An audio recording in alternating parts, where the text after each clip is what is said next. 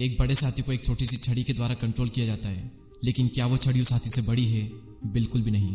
एक छोटी सी मोमबत्ती बहुत से अंधेरे को खत्म करती है, लेकिन क्या वो मोमबत्ती अंधेरे से बड़ी होती है? बिल्कुल भी नहीं। एक बड़े से पहाड़ को एक बिजली पल भर में तोड़ देती है, लेकिन क्या वो बिजली उस पहाड़ से बड़ी होती है? बिल्कुल भी नहीं। कहने का मतलब साफ है कि बड़ा होना मैटर नहीं करता, मैटर करता है पावरफुल होना। और इस वीडियो में मैं आपको कुछ ऐसे रूल्स बताऊंगा जो कि आपको पावरफुल बनाएंगे। इन रूल्स को फॉलो करने के बाद में सब लोग आपकी इज्जत करेंगे। भीड़ में आप एक अलग इंसान बनकर दिखोगे। लोगों का आपको देखने का जो नजरिया है वो पूरी तरह से बदल जाएगा इन नियमों को समझने के बाद में। ये रूल्स आपको बाहर से चंचल और अंदर से चतुर और चालाक बनाएंगे।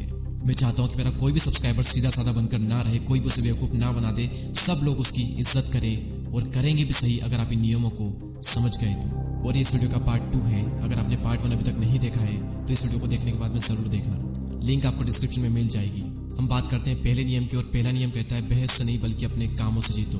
एक समझदार इंसान, एक सज्जन कभी भी आर्ग्यूमेंट नहीं करता। बुद्धिमान लोग जो होते हैं वो कभी भी अपनी बातों से जीतने की कोशिश नहीं करते, वे हमेशा अपने कामों से जीतने की कोशिश करते हैं। MS धोनी से सीखो अपने काम से जवाब देना, कभी भी बहस ना करना। सामने वाली टीम का प्लेयर चाहे कुछ भी कहता रहे, MS धोनी कभी भी उस वक्त मुंह से जवाब नहीं देते। वो हमेशा अपने काम से जवाब देते हैं और मुंह तोड़ जवाब देते हैं। और जब भी जवाब देते हैं सामने वाली टीम की बोलती बंद हो जाती है। देखो, शब्द जो होते हैं वो चवन्नी के 100 मिलते हैं। बहस करके बातों से अगर आप जीत भी गए तो जो जीत होगी वो खोखली होगी, क्योंकि सामने वाले के अंदर अभी भी वो गुस्सा और डाउट भरा होगा। और हर कोई जानता है कि बहस करने के जोश में अपनी बात को मनवाने में हम कुछ भी कह देते हैं। इसीलिए किसी को भी कुछ भी समझाने की जरूरत नहीं है। अपने काम से उन्हें जवाब दो, अपना काम करके दिखाओ। दूसरा नियम कहता है खुद को नए सांचे में ढाले। एक इंसान को क्रिकेट और पानी की तरह होना चाहिए। उसे पानी की तरह किसी भी माहौल में तुरंत ढल जाना चाहिए, और क्रिकेट की तरह जैसा माहौल वैसे आप बन जाए। विद्वानों के बीच विद्वान बने और संतों के बीच संत। ये सबका दिल जीतने की एक बहुत ही पावरफुल कला है। समान लोगों को आकर्षित करते हैं। आप जिससे भी मिलें, जिससे भी काम निकलवाना हो, जिसको भी इम्प्रेस करना हो, उसके जैसे बन जाएं। गंभीर या मजाकिया व्यक्तियों की बातों का उन्हीं के अंदाज में जवाब दें। एक अच्छा एक्टर कभी भी आंसू बहाने का नाटक कर सकता है। भले उसके दिल में कोई फीलिंग नहीं होती है, लेकिन वो अपनी फीलिंग्स को कुछ इस तरीके से शो करता है जिससे कि दूसरे प्रभावित हो। कई बार थोड़ी सी एक्टिंग करना आपको बचा लेगा, और कई बार एक्टिंग ना करना आपके लिए घातक साबित हो सकता है। जैसे अगर एक नेता अपनी सच्ची फीलिंग बता दे तो शायद वो ज्यादा टाइम तक शासन नहीं कर सकता। इसीलिए खुद पर काबू करना सीखे। पानी की तरह बने, एक एक्टर की तरह लचीले बने जो अपने चेहरे पर मन चाहा भाव ला सकता है। तीसरा नियम कहता है दुखी और बदकिस्मत लोगों से बचिए। आप किसी दूसरे के दुख से मर सकते हो। ये लोग जो होते हैं ये संक्रामक होते हैं। इनके दुख आपको लग सकते हैं। हो सकता है कि आपको लगे कि आप डूबते आदमी की मदद कर रहे हो, लेकिन याद रखें कि ऐसा करने से आप सिर्फ अपनी मुश्किलें बढ़ा रहे हो।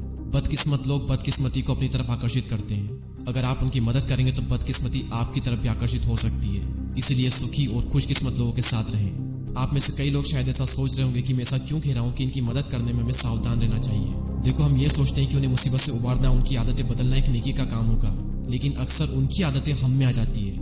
उनको बदलने की बजाय हम बदल जाते हैं। इसका रीजन ये है कि इंसान जिन भी लोगों के साथ में रहता है उनके मूड, भावनाओं और सोचने के तरीकों का उस पर बहुत असर पड़ता है। और सबसे बड़ी सच्चाई तो ये है कि बदकिस्मत लोगों की बदकिस्मती उनकी खुद की मूर्खता के कारण आती है। अगर अभी आप उनकी मदद कर भी देंगे तो वो अपनी मूर्खता से फिर से अपनी किस्मत खराब कर लेंगे। और शायद अगर आप पैसों से उनकी मदद करोगे तो आपके पैसे कभी वापस भी नहीं आएंगे। मैंने भी पहले कई बदकिस्मत लोगों की मदद की है, लेकिन अपनी मूर्खता के कारण वे अभी भी वैसे ही हैं जैसे पहले थे, और बल्कि उनकी बदकिस्मती का मेरे अंदर असर हुआ है। मैंने अपना पैसा गंवा दिया और अभी तक वापस नहीं आया। तो खुशकिस्मत लोगों को पहचाने और उनके साथ में रहें। उनकी किस्मत, उनकी आदतें, उनकी फीलिंग्स सब आपके अंदर आ जाएगी। और ज्यादा अच्छे बनकर दुखी और बदकिस्मत लोगों में अपना कीमती टाइम और एनर्जी वेस्ट ना करें। 4th रूल कहता है अपनी शक्तियों को केंद्रित करें। क्या आपने कभी ये सोचा है कि ज्यादातर टैलेंटेड लोग अपनी लाइफ में ज्यादा कुछ बड़ा नहीं कर पाते, और वहीं नॉर्मल लोग कई बार जीनियस बन जाते हैं? इस सवाल का जवाब छिपा हुआ है गौतम बुद्धा की एक लाइन में कि 100 जगहों पर 1-1 फुट गड्ढा खोदने से पानी नहीं मिलता, बल्कि एक ही जगह पर 100 फुट गड्ढा खोदने से पानी मिलता है। और रॉबर्ट ग्रीन कहते हैं कि केंद्रित प्रयासों की जीत होती है और निखरे हुए प्रयासों की हार होती है। यानी कि फोकस्ड प्रैक्टिस की जीत होती है और अलग अलग जगहों पर प्रैक्टिस करने से हार होती है।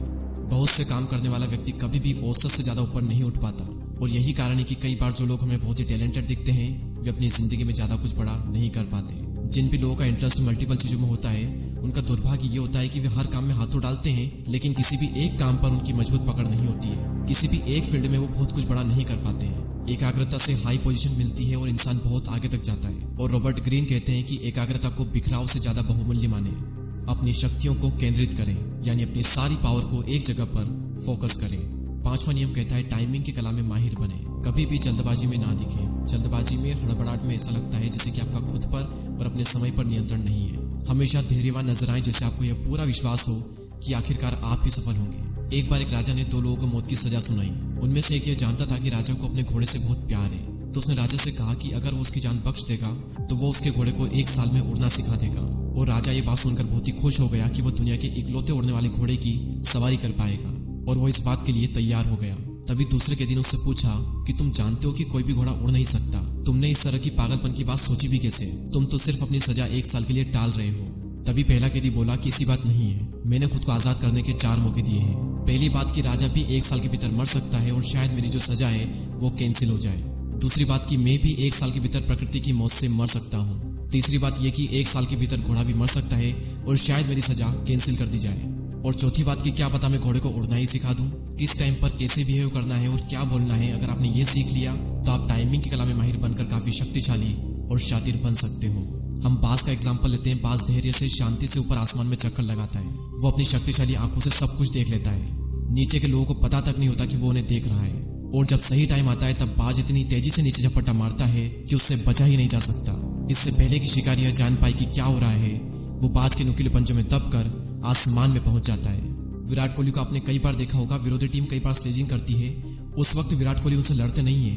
विराट पहले अपने काम से जवाब देते हैं और फिर सही टाइम आने पर बदला लेते हैं और उन्हें मुंह तोड़ जवाब देते हैं।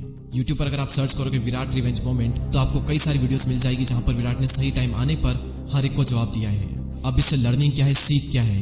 जब भी पीछे हटने का टाइम हो पीछे हट जाएं और जब भी वार करने का टाइम हो कसकर वार करें। छठा नियम कहता है बहादुरी के साथ काम करने उतरे। अगर आपको लगता है कि किसी काम में आप सफल नहीं हो पाएंगे तो उसे करने की कोशिश ना करें। अब आप में से कई लोग शायद ये सोच रहे होंगे कि हमें ये कहा जाता है कि एटलीस्ट कोशिश तो करें, अगर आप फेल भी हो जाओगे तो आप सीखोगे। कोशिश करो, लेकिन जिन कामों में आपको लगता है कि आप सफल हो जाओगे उसमें कोशिश करो। जिसमें आपको पहले से ही डाउट है, पहले से ही पता है कि शायद आप सफल ना हो पाओगे, उसको करना मूर्खता है। आपकी शंका, आपकी हिचक, आपका डाउट सफलता में बाधा डालेगा। एक बहुत ही खतरनाक चीज है। बेहतर यही होगा कि बहादुरी के साथ मैदान में उतरे। हर इंसान बहादुर व्यक्ति की तारीफ करता है और कायर व्यक्ति का कोई भी सम्मान नहीं करता। और रॉबर्ट ग्रीन कहते हैं कि सावधान होने की बजाय साहसी होना बेहतर है। तकदीर और लड़कियां एक जैसी होती है। साफ साफ दिखाई देता है कि तकदीर बहादुर लोगों का साथ देती है और कायर लोगों के पास भी नहीं भटकती। और ठीक तकदीर की तरह लड़कियां भी बहादुर और कॉन्फिडेंट लड़कों को ही पसंद करती है। 7वां नियम, यह जान ले कि सामने कौन है। कभी भी गलत व्यक्ति को नाराज न करे। एक बार एक कौवा एक भेड़ की पीठ पर जाकर बैठ गया और उसे परेशान करने लगा। भेड़ मजबूरन उसे काफी समय तक इधर उधर करती रही और फिर बोली कि अगर तुम किसी कुत्ते के साथ में भी ऐसा ही व्यवहार करते तो वो तुम्हें अपने दांतों से मजा चखा देता। इस बात पर कौवे ने जवाब दिया कि मैं सिर्फ कमजोर लोगों को सताता हूँ और शक्तिशाली लोगों की चापलूसी करता हूँ। मुझे पता है कि मुझे किसके साथ कैसा व्यवहार करना है। इस कौवे की तरह आपको किसी को सताना तो नहीं है, लेकिन ध्यान रहे कि कुत्ते की पीठ पर बैठने मत चले जाना। दुनिया में कई तरह के लोग होते हैं। ये कभी मत सोचना कि हर व्यक्ति पर आपकी एक ही रणनीति काम करेगी। कुछ लोगों के साथ में अगर आप धोखा या चालबाजी करोगे तो कई बार वो बदला लेने के लिए अपनी पूरी जिंदगी लगा देंगे। वे भेड़ की खाल में भेड़िए होते हैं। अपने शिकार और विरोधियों को सावधानी से चुने। कभी भी गलत व्यक्ति को नाराज न करें। जिंदगी में आपका सामना कई तरह के विरोधियों, मूर्खों और शिकारों से होगा। अगर आप ये जान लेते हो कि कौन भेड़ है और कौन लोमड़ी है, कौन खरगोश है और कौन बाज है और कौन गिद्ध है, अगर आप ये जान लेते हो तो शक्ति की दुनिया में आप काफी आगे जाओगे। रॉबर्ट ग्रीन कहते हैं कि अगर आप हर व्यक्ति से एक सा व्यवहार करेंगे तो आपका जीवन दुख भरा रहेगा। और याद रखें कि कितना ही महत्वहीन या फिर छोटा व्यक्ति क्यों ना हो, वो भी कभी ना कभी आपके काम आ सकता है। लेकिन अगर आपने कभी उसका अपमान किया है तो वो आपके काम कभी नहीं आएगा। गलतियों को अक्सर माफ कर दिया जाता है, लेकिन अपमान को कभी माफ नहीं किया जाता। हमारी जो सेल्फ रेस्पेक्ट होती है, हमारा जो गर्व होता है, वो इसे हमेशा याद रखता है। इसलिए कभी भी गलत व्यक्ति को नाराज न करें और न ही किसी का अपमान करें। 8वां और बहुत ही पावरफुल नियम, जो चीजें आप पा न सकें उनका तिरस्कार करें। उन्हें नजरअंदाज करना ही सर्वश्रेष्ठ प्रतिशोध है। आपने अपनी जिंदगी में कई बार ये बात नोटिस की होगी कि हमारी इच्छा के अक्सर विपरीत परिणाम होते हैं। आप किसी चीज को जितना ज्यादा चाहते हो, आप उसका जितना ज्यादा पीछा करते हो, वो चीज आपसे उतनी ही दूर भागती है। और शायद इसका कारण ये हो सकता है कि आपका जो इंटरेस्ट है वो बहुत ही स्ट्रांग है, क्योंकि इससे कई बार लोग अजीब महसूस करते हैं और कई बार तो डर भी जाते हैं। अनियंत्रित इच्छा से आप कमजोर, अयोग्य और दयनीय नजर आते हैं। तो सवाल यहाँ पर आता है कि हम करें क्या? जैसा कि इस नियम का नाम है, जो आप पा ना सके उसे इग्नोर करें। इग्नोर करना ही सबसे बड़ा प्रतिशोध है, सबसे बड़ा बदला है। जिस भी इंसान को आप चाहते हो उसमें इंटरेस्ट ना दिखाएं, क्योंकि कई बार इग्नोर करने से ज्यादा भाव ना देने से वैल्यू बढ़ती है। और जब आपकी वैल्यू बढ़ेगी तो शायद जो आप पाना चाहते हो वो आपको मिल भी जाए आपकी हाई वैल्यू की वजह से। और जिंदगी में कई बार ऐसा होगा कि आप जो चाहते हो वो आपको ना भी मिले, तो जो ना मिले उसे स्वीकार करो और उसे इग्नोर करो और जिंदगी में आगे बढ़ो। मैं एक बार फिर से ये सारे नियम रिवाइज करा देता हूँ। पहला नियम कहता है बहस से नहीं बल्कि अपने कामों से जीतो। दूसरा नियम कहता है खुद को नए सांचे में ढालें, यानी पानी की तरह बन जाए। तीसरा नियम दुखी और बदकिस्मत लोगों से बचें। चौथा नियम अपनी शक्तियों को केंद्रित करें। पांचवा टाइमिंग की कला में माहिर बने। छठा नियम बहादुरी के साथ काम करने उतरे। सातवां नियम यह जान ले कि सामने कौन है, गलत व्यक्तियों को कभी भी नाराज न करें। और आठवां नियम कहता है जो चीज आप पा न सके उनका तिरस्कार करें, उन्हें नजरअंदाज करना ही सर्वश्रेष्ठ प्रतिशोध है। अगर आपने इस वीडियो का पार्ट 1 नहीं देखा है तो ऊपर आई कार्ड में, एंड स्क्रीन में या फिर नीचे डिस्क्रिप्शन में आपको लिंक मिल जाएगी। एक बार उस वीडियो को भी जरूर देखें। और ये सभी रूल्स जो कि मैंने आपको बताए हैं ये लिए गए हैं 48 लॉज ऑफ पावर बुक से।